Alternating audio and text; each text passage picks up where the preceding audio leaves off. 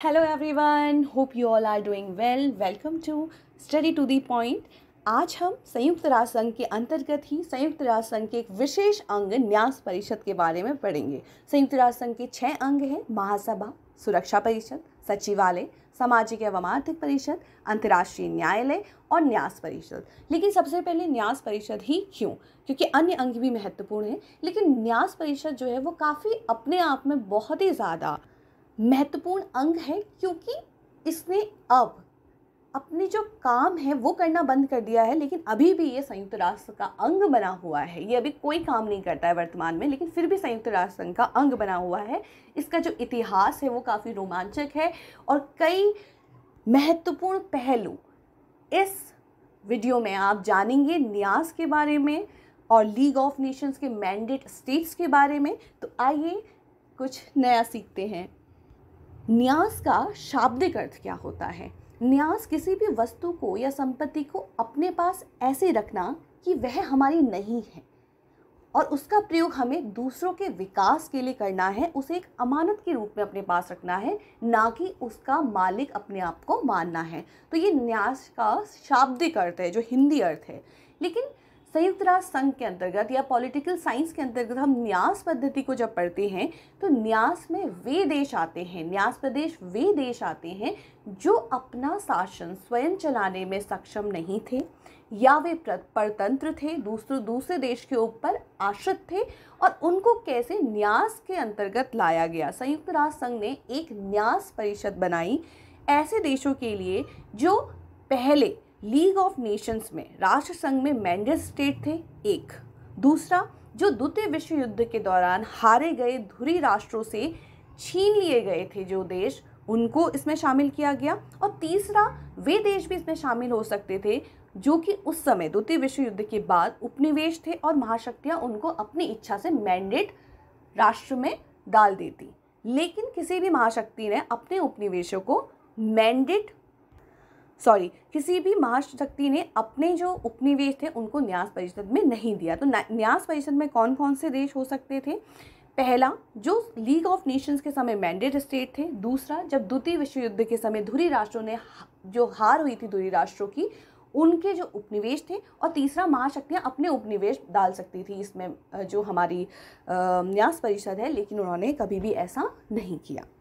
न्यास परिषद को समझने से पहले हम मैंडेट स्टेट को समझते हैं। प्रथम विश्व युद्ध 1914 से 1918 तक चला, जो कि मित्र राष्ट्र और केंद्रीय शक्तियों के मध्य लड़ा गया था। मित्र राष्ट्र में थे America, Britain, Canada, Italy, Japan, France, और केंद्रीय शक्तियों में थे मेन जो थे जर्मनी, ऑस्ट्रिया, हंगरी और तुर्की। प्रथम विश्व युद्ध में जैसे कि आपको पता है कि मित्र राष्ट्रों की विजय हुई और केंद्रीय शक्तियों की हार हो गई। तो केंद्रीय शक्तियों ने जिन क्षेत्रों में अपना कब्जा किया था तो उनसे वे छीन लिए गए और उनको मैंडेट स्टेट्स में लीग ऑफ नेशंस ने डाल दिया। मैंडेट स्टेट में क्या था? इन देशों के साथ क्या किया गया कि मैंडेट स्टेट में जर्मनी और तुर्की के उपनिवेश उनसे लेकर लीग ऑफ नेशंस के मैंडेट स्टेट के अंतर्गत रख दिए गए, जिनका प्रशासन लीग ऑफ नेशंस के द्वारा चलाया जाता था।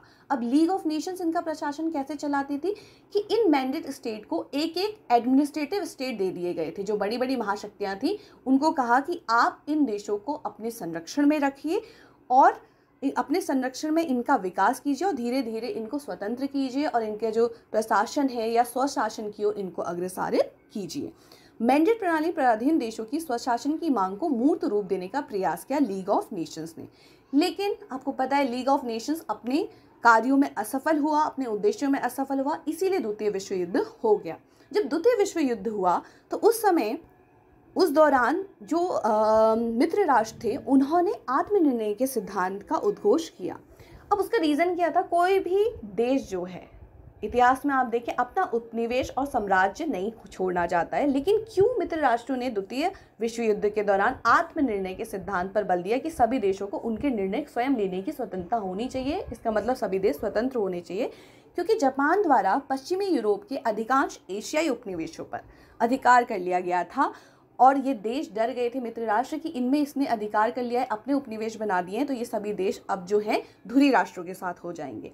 और एशिया के अधिकांश पराधीन भूखंडों के लोग जागृत हो चुके थे, क्योंकि 1940 का दौर अगर देखेंगे आप 1940 से 50 के बीच में, तो बहुत सारे, भारत भी आज़ाद हुआ था उपनिवेश से, तो बहुत सारे देश जो है उपनिवेश से आज़ाद होने की मांग कर रहे थे। तो ऐसी स्थिति में अमेरिका के लिए इनको स्वाधीनता का आश्वासन देना बहुत ज़रूरी हो गया। तो अब कैसे दें? तो संयुक्त राष्ट्र संघ ने न्यास परिषद के गठन का बात कही। न्यास परिषद का जो गठन है, महासभा ने 64वें प्रस्ताव पारित करके 14 दिसंबर 1946 को न्यास परिषद की स्थापना करी और 1947 में न्यास परिषद का पहला सत्र हुआ।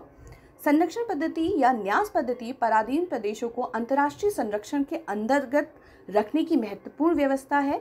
संयुक्त राष्ट्र संघ के चार्टर के 11वें, 12वें, 13वें और अनुच्छेद 75 से 91 तक इस पद्धति की व्याख्या की गई है कि कैसे हम जो है कुछ देशों को जो परतंत्र हैं और साथ में अपना शासन स्वयं नहीं चला पा रहे हैं, उनको हम न्यास पद्धति के अंतर्गत रखेंगे और धीरे धीरे उनका विकास करते हुए उनको स्वतंत्र और स्वशासित प्रदेश बना देंगे। चार्टर के 12वें अध्याय में एक अंतर्राष्ट्रीय संरक्षण पद्धति के स्थापित होने की व्यवस्था की गई है। इस न्यास परिषद के उद्देश्य क्या थे, जो कि अनुच्छेद 76 में बताए गए हैं? अंतर्राष्ट्रीय शांति और सुरक्षा को बढ़ावा देना, संरक्षित प्रदेशों जो ट्रस्टी देश हैं या जो स्वशासन नहीं चला पा रहे हैं, इन देशों के मनुष्यों की राजनीतिक, आर्थिक, सामाजिक, शिक्षा संबंधी उन्नति में योग देना तथा स्वशासन और स्वतंत्रता के क्रमिक विकास को प्रोत्साहन देना कि धीरे धीरे ये स्वशासन और स्वतंत्रता को प्राप्त कर लें। जाति, लिंग, भाषा, धर्म के भेदभाव के बिना सबके लिए मानव अधिकारों और मौलिक स्वतंत्रताओं के प्रति सम्मान को बढ़ाना। ऐसा नहीं है कि ये देश ट्रस्ट हैं और इनका संरक्षण किया जा रहा है तो यहाँ के देशों को मानवाधिकार नहीं दिए जाएंगे, सबको मानवाधिकार दिए जाएंगे, मौलिक स्वतंत्रता दी जाएगी। सामाजिक, आर्थिक, वाणिज्य संबंधी मामलों में संयुक्त राष्ट्र संघ के सभी सदस्यों को उनके प्रजाजनों के लिए समानता के व्यवहार का आश्वासन देना। न्याय परिषद का संगठन, कि किस प्रकार न्याय परिषद बनी थी। न्याय परिषद में 3 प्रकार के देश शामिल थे जिन देशों को न्यास का भार सौंपा गया है, मतलब इन ट्रस्टी देशों के ऊपर जिनको संरक्षक बनाया गया है, वे इसमें शामिल थे, जो है ऑस्ट्रेलिया, न्यूजीलैंड, अमेरिका, ब्रिटेन। सुरक्षा परिषद के ऐसे स्थायी सदस्य भी इसमें शामिल थे जिनके पास कोई भी न्यास क्षेत्र नहीं था, चीन, फ्रांस, सोवियत संघ। और इन क और ख, इन 2 देशों के अंतर को बराबर करने के लिए कुछ देशों का चयन किया जाता था, जिसका चुनाव जो है महासभा द्वारा 3 वर्षों के लिए किया जाता था। तो ये न्यास परिषद का संगठन है। हमने मैंडेट प्रणाली को जाना, जिसमें टर्की, तुर्क और जर्मनी के छीने हुए देशों को रखा गया था और उनको एक संरक्षक देश दिया गया था जो उनका संरक्षण करेगा, उनका विकास करेगा। वैसे ही न्यास परिषद में 2 वर्गों में देशों को बांटा गया था। पहला था नॉन सेल्फ गवर्नमेंट स्टेट और दूसरा है ट्रस्टीशिप स्टेट, मतलब अस्वशासित प्रदेश, और दूसरा है संरक्षित प्रदेश जो कि ट्रस्टीशिप स्टेट थे। पहले हम जानते हैं अस्वशासित प्रदेश क्या थे न्यास परिषद के अंतर्गत। अस्वशासित प्रदेश वे सब पराधीन देश और उपनिवेश उसमें आते थे जो संरक्षित प्रदेश नहीं बन पाए, मतलब जिनको संरक्षित प्रदेशों की लिस्ट में नहीं रखा गया, उन्हें अस्वशासित प्रदेशों की लिस्ट में रखा गया। इन प्रदेशों के संबंध में संयुक्त राष्ट्र संघ द्वारा शासक देशों से अस्वशासित प्रदेशों के लोगों के हित को सर्वोपरि मानकर कार्य करने को कहा गया।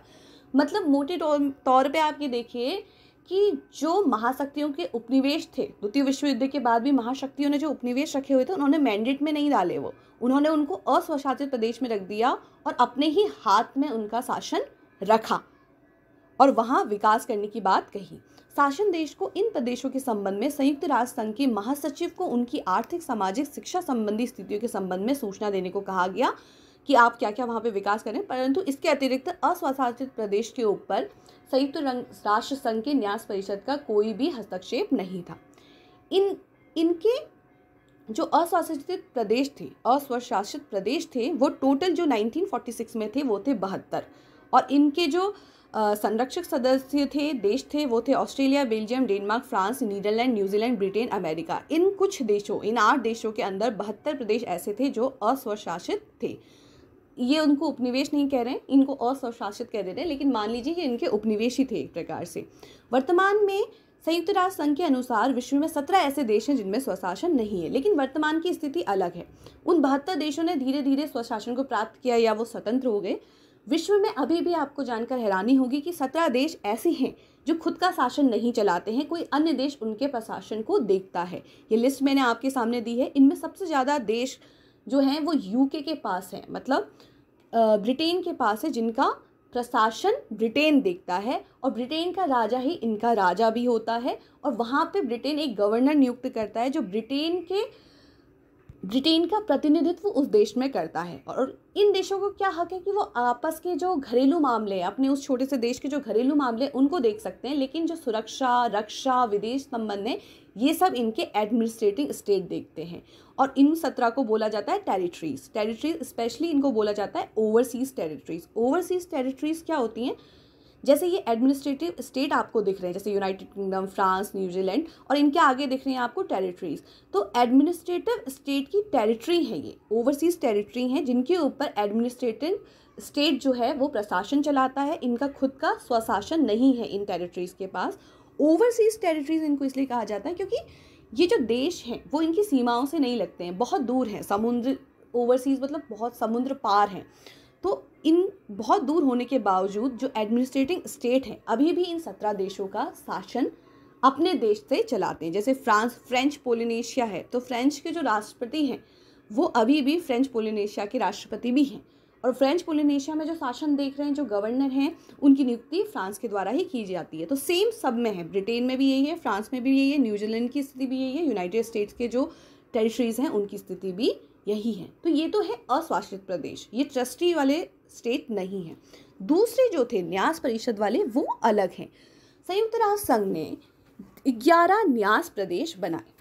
न्यास प्रदेश मतलब जो अपने शासन स्वयं नहीं चला पा रहे थे, स्वतंत्र नहीं थे, और धीरे धीरे इनका विकास करके इनको स्वतंत्र बनाना था। इसमें जो पहले 10 देश हैं, New Guinea, Rwanda, Urundi, French Cameroon, French Togoland, पश्चिमी Samoa, Tanganyika, British Cameroon, British Togoland, Nauru, प्रशांत महासागरों के द्वीपों का न्यास प्रदेश, पलाओ, सोमालीलैंड। इनमें से जो पहले 10 दिख रहे हैं आपको, वे पहले से ही प्रथम विश्व युद्ध के दौरान से ही, जब लीग ऑफ नेशंस था, मैंडेट स्टेट थे, तो इनको उठा के फिर बाद में न्यास परिषद में डाल दिया गया, तो ये ट्रस्ट टेरिटरीज हो गई। सोमालीलैंड जो था वो मैंडेट स्टेट नहीं था, इसको बाद में न्यास परिषद के अंतर्गत डाला गया, जिसका संरक्षक या प्रशासनिक देश था, एडमिनिस्ट्रेटिव स्टेट था, वो है इटली। अब तो जब संयुक्त राष्ट्र संघ बना और संयुक्त राष्ट्र संघ का जो न्यास परिषद बना, उसमें 11 ऐसे देश थे जो ट्रस्टी देश थे। अगर क्वेश्चन आता है कि कितने ऐसे देश थे जो न्यास परिषद के अंतर्गत आते थे, ट्रस्टी देश थे, तो वो हैं 11। तो न्यास परिषद के कार्य क्या था? अब इनका देखिए, जो न्यासी देश हैं जो 11 हैं, इनका शासन तो एडमिनिस्ट्रेटिव स्टेट चलाता है। तो न्यास परिषद क्या करता था? न्यास प्रदेशों की जनता की राजनीतिक, आर्थिक, सामाजिक तथा शिक्षा संबंधी प्रगति के बारे में एक सूची तैयार करता था कि आप इन एडमिनिस्ट्रेटिव स्टेट को इन न्यासी प्रदेशों में क्या क्या काम करने हैं, एक सूची तैयार करता था, जिसके आधार पर शासन प्रबंध चलाने वाली संस्थाएं वार्षिक रिपोर्ट भेजती थी न्यास परिषद को। निरीक्षण के लिए न्यास प्रदेशों का दौरा करता था न्यास परिषद के निर्णय साधारण बहुमत से होते थे। प्रशासनिक देशों से प्राप्त रिपोर्टों की जांच करना और उन पर विचार करना। अब मैंने आपसे बोला कि जो न्यास प्रणाली है वो मैंडेट प्रणाली का ही उत्तराधिकारी है, लेकिन इन दोनों में कुछ अंतर भी है। जो न्यास प्रणाली है उसका जो कार्य क्षेत्र है वो विस्तृत है मैंडेट प्रणाली से। मैंडेट में क्या था? जर्मनी और तुर्की से छीने गए प्रदेशों को मैंडेट देश में शामिल किया गया था, किंतु न्यास पद्धति न केवल शत्रु से छीने हुए प्रदेशों को अपितु स्वशासन न कर पाने वाले पराधीन और उपनिवेशों का शिकार बने सभी क्षेत्रों पर लागू होती है। इसका जो क्षेत्र है वो विस्तृत है। न्यास प्रणाली में कड़े निरीक्षण की व्यवस्था है, मैंडेट में निरीक्षण की व्यवस्था नहीं थी। मैंने अभी आपको काम में बताया ना कि इन देशों में न्यास परिषद जो है जाकर निरीक्षण भी करती थी कि क्या सच में यहाँ पे विकास हो रहा है, क्या स्वतंत्रता और स्वशासन की ओर देश बढ़ रहे हैं। मैंडेट प्रणाली विभिन्न प्रदेशों को अपने साम्राज्य में सीधा सम्मिलित करने का एक आवरण मात्र थी। आपको भी पता है जब प्रथम विश्व युद्ध हुआ और केंद्रीय शक्तियां हारी तो कैसे उनके प्रदेशों को अपने में शामिल किया जाए, ये होड़ मच गई थी महाशक्तियों में। तो इनको छुपाने का एक आवरण मात्र थी कि इन्होंने उनको क्या कर दिया कि उनको अपना उपनिवेश ना घोषित करते हुए मैंडेट प्रणाली में डाल दिया, लेकिन इनडायरेक्टली वो उनके ऊपर शासन ही कर रहे थे। जबकि न्यास पद्धति में स्वशासन का विचार स्पष्ट था, जबकि जो न्यास पद्धति है वो धीरे धीरे इन 11 देशों को स्वतंत्रता और स्वशासन की ओर बढ़ा रही थी। मैंडेट व्यवस्था के अंतर्गत मैंडेट प्रदेशों की समस्या मुख्य रूप से स्थायी मैंडेट आयोग के क्षेत्र तक ही सीमित थी, परंतु न्यास व्यवस्था में क्या था कि न्यास परिषद तो देखती ही थी कि मैंडेट क्षेत्रों में जो ट्रस्टी देश हैं वहाँ क्या काम हो रहा है। महासभा और सुरक्षा परिषद भी इसे देखती थी। मैंडेट कमीशन में केवल विशेषज्ञ होते थे, जबकि न्यास परिषद में न केवल प्रशासन करने वाले देश होते थे, उसके अतिरिक्त सुरक्षा परिषद के स्थायी सदस्य होते थे और उनकी संख्या के बराबर करने के लिए महासभा द्वारा अन्य राष्ट्रों का चुनाव भी किया जाता था। अब न्यास परिषद की जो है वर्तमान स्थिति क्या है? मैंने आपको शुरू में क्या कहा था कि न्यास परिषद जो है उसने काम करना बंद कर दिया है। तो क्यों कर दिया? जब ये इतना इम्पोर्टेंट काम कर रहा था कि उपनिवेशों को स्वतंत्रता और स्वशासन की ओर डाल रहा था, विकास कर रहा था, तो क्यों? प्लानो और रीक्स ने कहा है अपनी सफलताओं के कारण न्यास परिषद को विलोपन का सामना करना पड़ रहा है। इसका मतलब कि न्यास परिषद जिस वजह से बनी थी उसने अपने उद्देश्यों को पूर्ण कर लिया है। परिषद की यह सबसे बड़ी उपलब्धि है कि सभी जो न्यास प्रदेश हैं वो 1957 से स्वतंत्र होना शुरू हुआ। 1994 तक अंतिम जो ट्रस्टी कंट्री थी, जो पलाऊ थी, वो भी स्वतंत्र हो गए। तो सारे 11 देश जो हैं वो स्वतंत्र हो गए हैं और स्वशासन को उन्होंने प्राप्त कर लिया है। 1957 में ब्रिटिश टोगोलैंड पहला न्यास क्षेत्र था जो कि आज़ाद हुआ। 1994 में पलाऊ 11वां आखिरी न्यास क्षेत्र था जो आज़ाद हुआ। पलाऊ अमेरिका का न्यासिता क्षेत्र था। पलाऊ के स्वतंत्र होने के साथ ही न्यासिता प्रदेश का कार्य भी समाप्त हो गया, क्योंकि इसके पास कुछ और कार्य फिर बचा नहीं, क्योंकि सभी न्यास जो प्रदेश थे 11 के 11 वे स्वतंत्र और स्वशासित हो गए थे। 1 नवंबर 1994 को न्यास परिषद ने परिचालन निलंबित कर दिया है, तब से काम नहीं करते। किंतु वर्तमान में भी आपने देखा ना 6 अंग हैं, काम करना इसने ज़रूर बंद कर दिया, लेकिन न्यास परिषद को खत्म नहीं किया गया है। अभी भी जो 5 स्थायी सदस्य हैं वो न्यास परिषद के सदस्य भी होते हैं। न्यास परिषद अपना अध्यक्ष और उपाध्यक्ष का भी चुनाव करती है, लेकिन इसकी बैठक जो है वो हर वर्ष नहीं होती, जब आवश्यकता पड़ती है तब इसकी बैठक होती है। तो हमने जाना कि न्यास परिषद क्या है, न्यास का अर्थ क्या है, क्या मैंडेट प्रणाली थी, मैंडेट प्रणाली के पास क्या न्यास प्रणाली क्या थी, मतलब संरक्षण प्रणाली क्या थी। संरक्षण प्रणाली के अंतर्गत 2 प्रकार के देशों को रखा गया था, नॉन सेल्फ गवर्नमेंट स्टेट्स और ट्रस्टीशिप स्टेट। मेन फोकस है ट्रस्टीशिप स्टेट्स पे, जो कि कुल थे 11 एक्चुअली। और उसके बाद अब कोई भी ट्रस्टीशिप स्टेट नहीं बचा हुआ है, क्योंकि सभी देश स्वतंत्र और स्वशासित हो चुके हैं। और अस्वशासित प्रदेशों में हमने क्या देखा कि वो 72 थे 1946 में, और वो अब घट के 17 हो गए हैं। तो ये आप मानिए कि विश्व में अभी भी 17 ऐसे देश हैं जो अपना स्वशासन नहीं चलाते हैं। तो ये आपके लिए कुछ महत्वपूर्ण प्रश्न उत्तर हैं। मैं आपसे आशा करूंगी कि पहले आप इन प्रश्नों को पढ़ें, उसके बाद स्वयं उत्तर दें, और कोई कन्फ्यूज़न होने में या अपना आंसर चेक आप उसके आगे कर सकते हैं। जो संयुक्त राष्ट्र संघ के अन्य अंग हैं उसके बारे में हम नेक्स्ट वीडियो में जानेंगे। तो स्टे कंटिन्यू, इस हमारी जो श्रृंखला चल रही है इसके साथ बने रहें, और ध्यान से सुनने के लिए थैंक यू सो मच।